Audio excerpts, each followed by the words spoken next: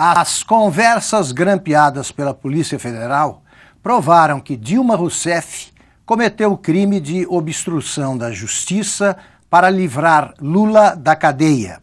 Mas a governante desgovernada continua fingindo que o vilão é o juiz Sérgio Moro, que teria ignorado uma das prerrogativas do cargo que ela desonrou. As gravações também demonstraram que Lula chefiou a conspiração contra o Estado de Direito.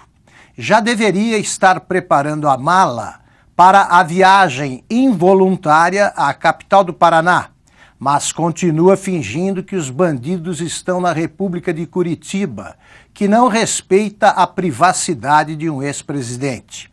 Resumo da ópera bufa: o bando fora da lei invoca a proteção da lei para planejar novos atropelamentos da lei em sigilo.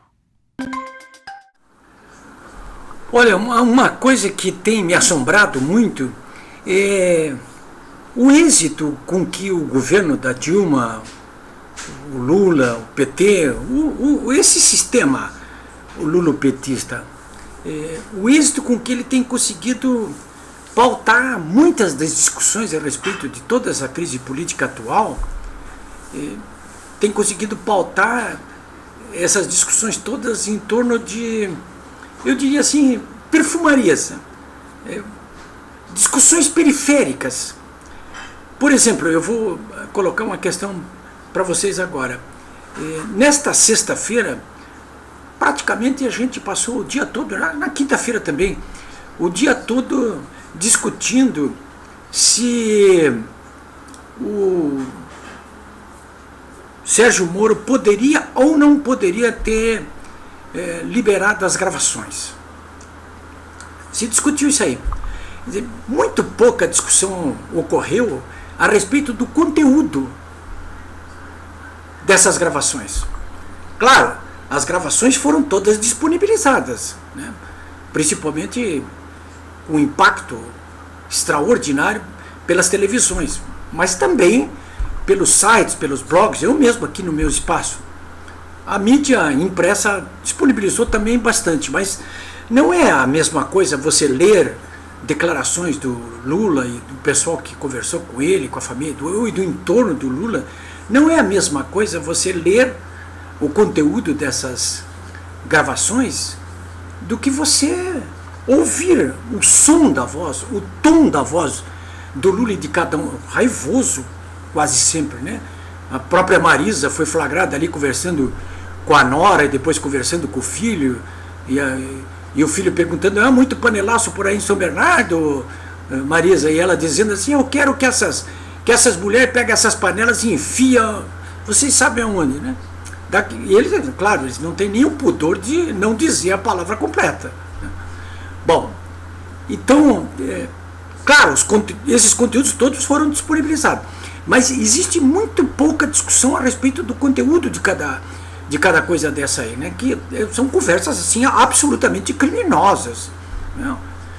Conversas como essa conduzem qualquer um, conduziu o Delcídio para a cadeia, conduziu o senador Demóstenes Torres para a cadeia, deveria conduzir também o Lula para a cadeia, a Marisa, os filhos deles, a Dilma, né? Porque eles cometem crimes em cima de crimes ali, o principal dos quais uma decisão absoluta de obstruir a passagem dos delegados da Polícia Federal, dos procuradores do Ministério Público Federal, da Justiça Federal.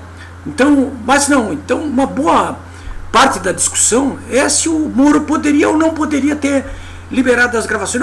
Que a Dilma, presidente, não pode ter o seu sigilo telefônico quebrado.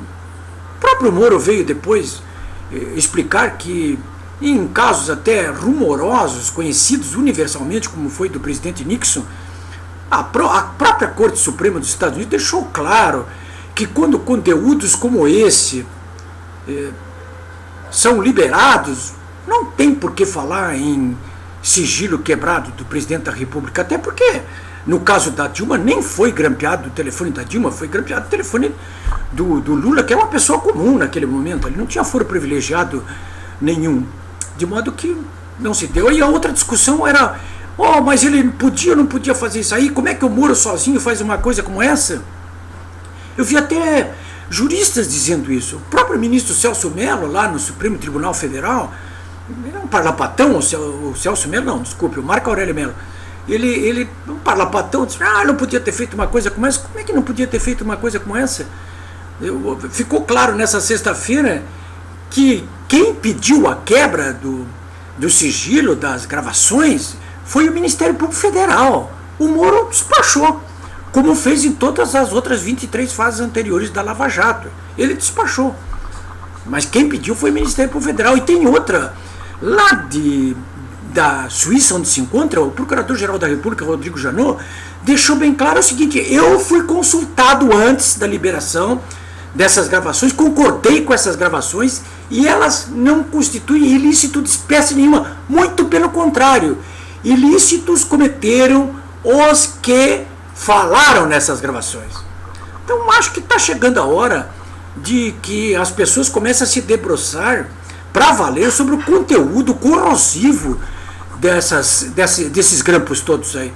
E se comece, claro, a investigações mais profundas em cima de cada conteúdo, para que essas pessoas que falaram, o Lula, a mulher dele, o presidente do PT, o Jacques Wagner, a Marisa, a Dilma, todos sejam punidos conforme manda a lei. Porque os crimes estão todos ali escancarados diante da nação. Não é por outra razão que as pessoas comuns já tinham entendido isso muito antes e saíram às ruas, como saíram na quinta-feira, exatamente por isso. Não existe nenhuma ilegalidade. O que existe é promiscuidade.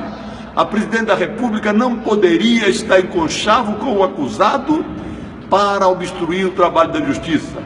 Os grampos foram produzidos legalmente e a presidente praticou crime de obstrução do trabalho da justiça. Faz lembrar Nixon. Nixon caiu porque as fitas das suas conversas, que não eram legais, chegaram ao conhecimento público. Pergunto, será que se Nixon não tivesse caído, a democracia americana seria melhor ou pior? Certamente seria pior. Não se pode admitir uma presidente da República que nomeia um acusado para usar a prerrogativa de ministro e não ser preso. Ele deveria estar preso. E a presidente, sim, praticou crime de obstrução da justiça. Mais um crime para acelerar o seu impeachment.